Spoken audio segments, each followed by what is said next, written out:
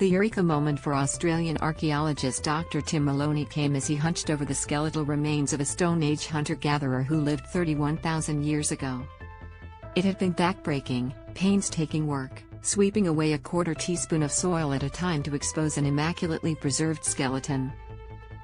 The body had been buried about 1 meter deep inside an extremely remote limestone cave in the east of Borneo, only accessible by boat at certain times of the year.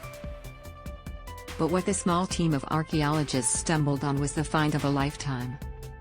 It made every meticulous stroke, and the days-long journey upriver into deep rainforest in the East Kalimantan region, worthwhile beyond their wildest dreams.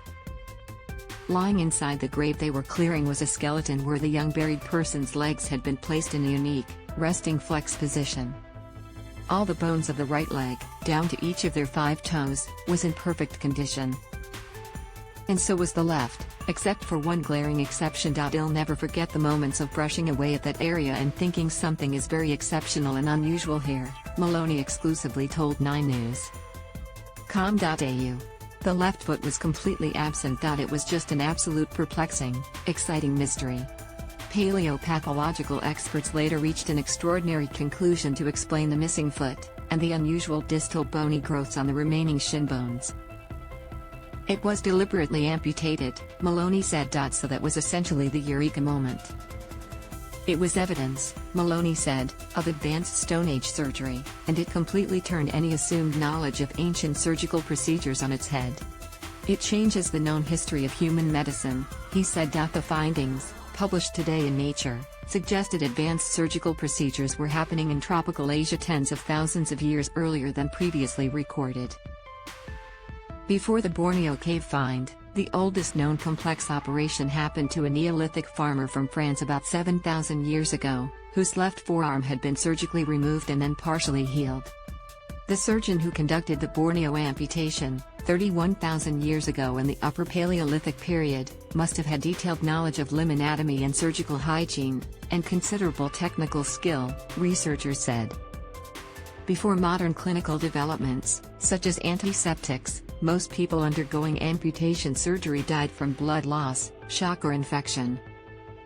Regular amputation success was only achieved by medieval surgeons in Europe around the turn of the last century.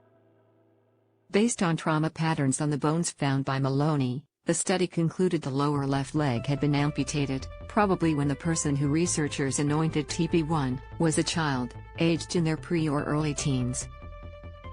Researchers couldn't determine the sex of TB1, but believed they survived the surgery and lived for another 6-9 years, likely dying in their early 20s. It was remarkable, Maloney said, that TB1 made it through surgery and went on to live for years in the mountainous, rainforest terrain. It showed a high degree of post-op care. He said there was a compelling case that antiseptic and pain medications had been used by this surgeon, who likely operated with a very sharp lithic-edged rock to cut the limb off. The surrounding rainforest is home to some of the highest biodiversity on planet Earth, Maloney said, a great many of which have medicinal properties. The team began to excitedly speculate as soon as they saw a foot was missing. While continuing to carefully excavate the skeleton, recording, photographing and laser scanning the remains, an animal attack and other theories were discussed. It's an area which is home to sun bears, crocodiles and anacondas, Maloney said.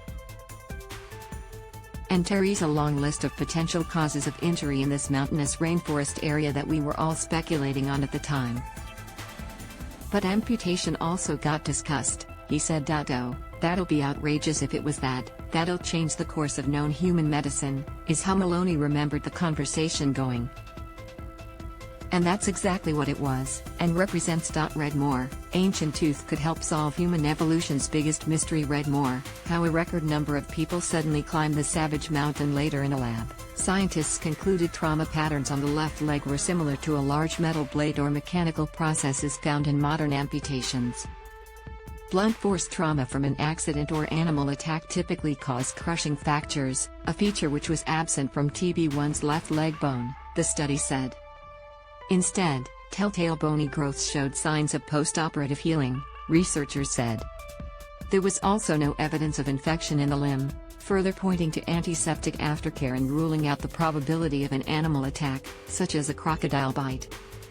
Researchers are still trying to ascertain exactly what kind of surgical tool was used to amputate the foot, but Maloney concedes it's unlikely they will ever know for sure. Sharpened bamboo and marine shells were considered, but the study settled on flaked metamorphic stone, which has extremely sharp lithic edges and is found in abundance in the area, as the most likely tool. Even today, a small number of surgeons still use obsidian blades, a type of volcanic glass which has a cutting edge many times finer than even the best steel scalpels.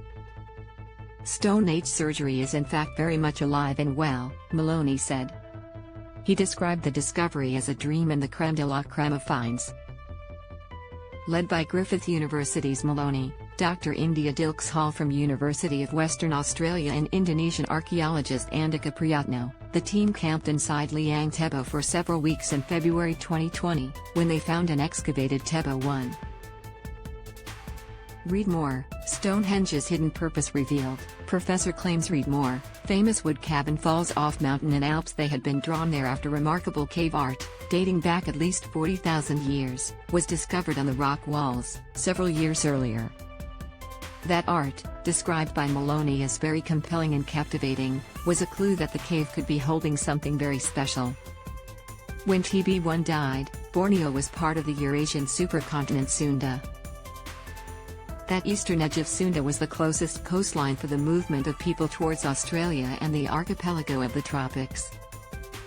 So remote is the cave, the team had no idea a strange virus called COVID-19 was beginning to sweep the globe while they were uncovering TB1.